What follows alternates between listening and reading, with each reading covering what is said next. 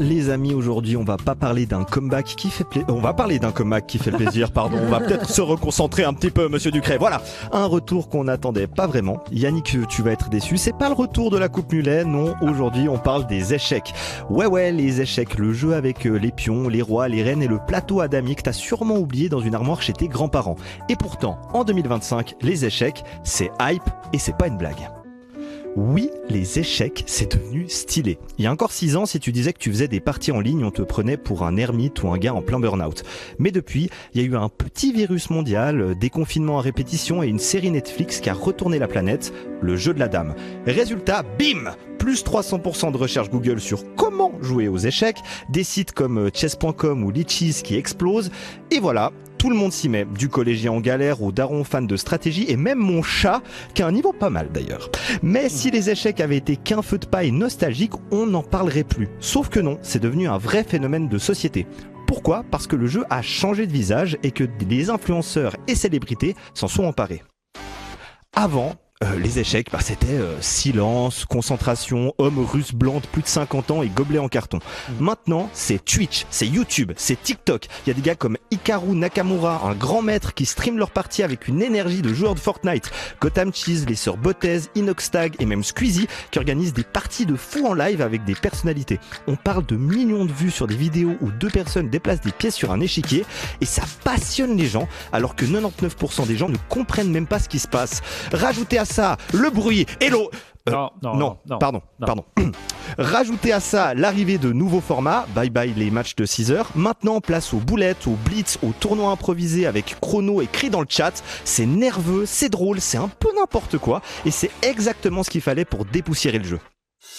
Mais attention, les échecs, c'est pas juste devenu un délire de streamer. Les grosses structures e-sport sont entrées dans la danse. Team Liquid, TSM, Vitality, ils recrutent de grands maîtres comme s'ils allaient jouer les Worlds de League of Legends ou la Champions League. Pourquoi ? Parce que les audiences sont là. Et surtout parce que les échecs, c'est du pur sport maintenant. Compétition, stratégie, maîtrise des nerfs, lecture du jeu, tout y est. Et dans ce délire, il y a un boss final, Magnus Carlsen. Le mec, c'est Messi, Federer et Darius Rochebin avant les enquêtes. Réunis 5 fois champion du monde, grand maître à 14 piges, un charisme de dieu, bref, le boss. Et ce mec qui est devenu le représentant des échecs aux yeux du monde a quitté le circuit classique pour créer sa propre ligue, le Freestyle Chess Grand Slam Tour. Là-dedans, les positions de départ sont aléatoires, du chaos mais maîtrisé, et ça cartonne. Mais c'est pas tout. En 2025, pour la première fois, les échecs sont intégrés à l'eSport World Cup, aux côtés de Counter-Strike, Valorant ou Rocket League. Un prize pool de 1,5 million de dollars juste pour les échecs. Et c'est plus qu'une passion d'un télo, ça devient aussi un business, une scène, une vraie ligue. Mais ce qu'il y a de beau, c'est que malgré ça, et cette montée en puissance, les échecs gardent un truc hyper simple, tu peux y jouer de chez toi, sans manette à 70 balles, sans ordi gamer. Tu veux progresser ? T'as des tutos partout gratuitement. Tu veux juste te marrer ? Il y a des tournois échecs à l'aveugle, des variantes avec des règles débiles, genre tu dois chanter pendant ton tour, ou des speedruns en mode maths en 20 secondes.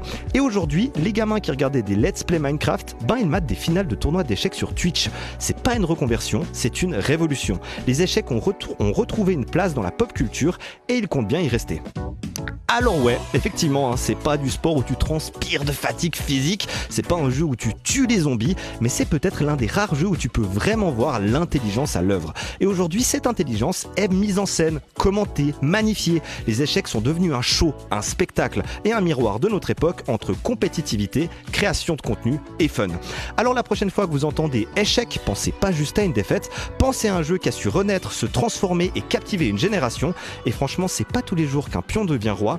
Et pour le coup, celui-là, c'est Matt.